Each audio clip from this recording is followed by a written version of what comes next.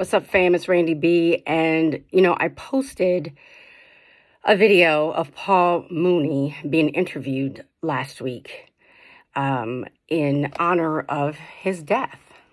Many of us in our community have been saddened by the passing of Paul Mooney. And, it's been really interesting to me because, I post everything that I can find that I feel would be of interest to the Black community because there's not that much out there, right? I mean, we are not represented in the news media unless we're twerking our kirkin out, right?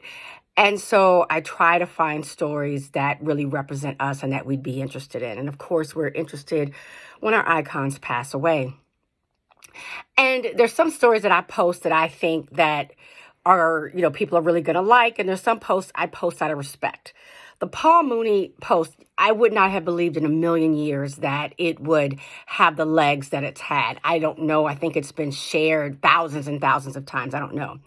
And the reason why it's having these legs is because non-Black people have gotten on to comment about what Paul Mooney says in the video, in the interview. And he talks about that he can't be racist by the definition of racism because, he's equating racism with power, as most scholars do today.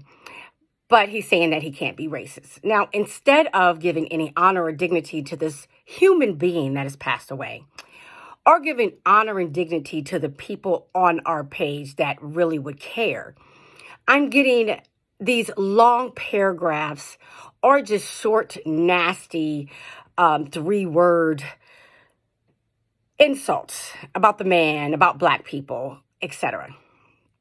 And it's so interesting to me because I'm reading Paul Mooney's book right now. Actually, I'm listening to it.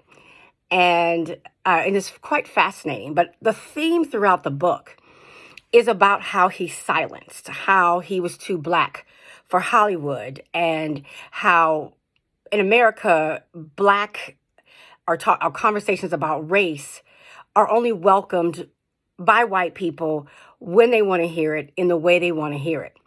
And so Black people, the ones who really have to take the pain of this idea of race as was created in America, we're never able to talk about it in a safe space unless we're in our homes closed, in a kitchen with all Black people. And even then, it's funny how we whisper. We'll say, girl, now let me tell you what my boss did. He was wrong. I mean, recognize how we oftentimes will whisper. We won't sometimes even talk about it on the phone. We'll say, girl, I'll tell you when I see you. Because we have been so policed anytime we have conversations about just what it is to be a Black person. And, I was thinking about this. I understand if you're a person that's on this page, which was designed for Black people and allies of Black people. And I designed it particularly because I saw that on regular Facebook.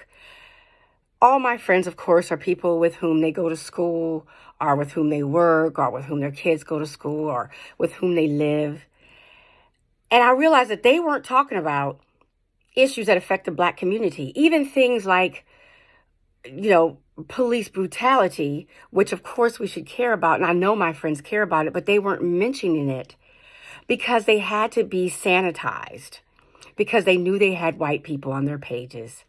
And they recognized that when we talk about our issues, our perspectives, our problems, our joys, we somehow are seen as radical, or too Black, or angry, or whining. We're not allowed the space.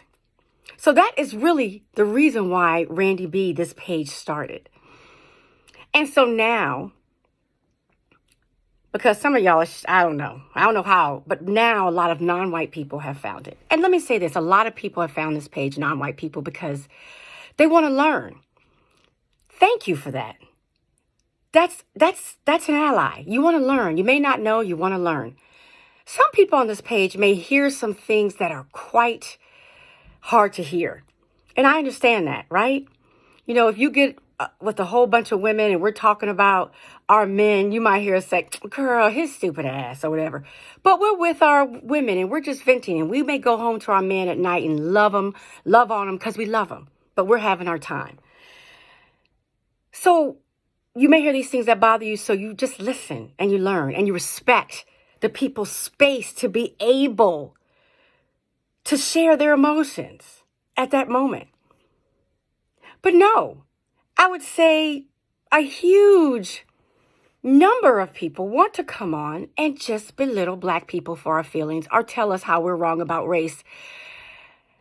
And what strikes me too is the arrogance. How arrogant must you be that you feel as if you could speak to the Black experience better than I can? Better than all these brothers and sisters on here can. You can't possibly.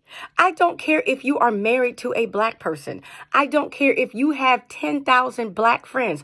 I don't care if you're the white president of a Black college. I don't care if you were raised in the hood and you feel like you got some cred. You cannot speak to, criticize, judge any opinion or feelings of a Black person who's living this Black life every day. Not only can you not do it, we don't want to hear your opinion. We really don't. And this does not mean that we don't like you. It doesn't mean that we're prejudiced. I mean, don't get me wrong. I'm sure that's the case with some people. It means I don't want to hear it in that moment. I don't want to hear a man tell me what it feels like to have a baby. I don't want to talk to a man. If I'm talking about menstrual cramps, I'm talking to my girls. You are not allowed in that situation, in that conversation. But the arrogance, and you have to recognize that what white supremacy is, a part of it is that you always feel welcome. You always feel as if your opinion matters, or as if we want to hear it, or if it's even valid, because it's not. It just is not. And so I circle this back to how I started, in that we're having a conversation about Paul Mooney, someone who has died, someone who was loved and respected in our community. And he was known for, he talks about how we are always silenced, how he was not able to reach the level of success he wanted to because he was too Black, because he talked about Black opinions and issues and situations candidly. And the Black that we always have to present to be accepted by white people, or not, where you don't try to silence us, is the Black that you decide that we have to be. And some Black people choose to do it. Some of us choose to do it between 9 and 5. But for the most part, what I will tell you is that we have a whole side of ourselves that we want to be able to be, because no one wants to be muzzled. And either you respect it or you get the fuck off this page. This is Randy B. I said what I said.